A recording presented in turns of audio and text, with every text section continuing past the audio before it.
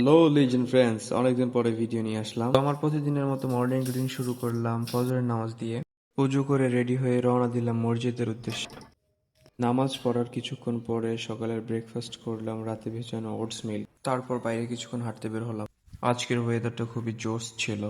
হাঁটাহাঁটির শেষে আজকে আমার ওয়ার্কআউট শুরু করে দিলাম। আজকে ওয়ার্কআউট করব চেস্ট অ্যান্ড ট্রাইসেপ। প্রথমেই চেস্টের জন্য ওয়ার্কআউট করব।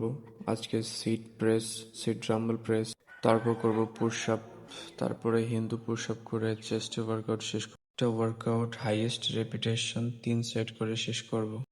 এরপরে ট্রাইসেপের জন্য অনেকগুলো ওয়ার্কআউট করলাম, সবগুলোই খুবই পাম্প ছিল।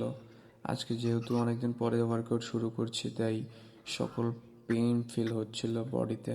তো আজকে বডি কন্ডিশন দেখার পরে চলে যাব গোসল করতে। গোসল করার পরে সুন্দরভাবে রেডি হয়ে জোহরের আজানের জন্য অপেক্ষায় আছি। নামাজ পড়বো ইনশাল্লাহ। আজকে এখানেই শেষ।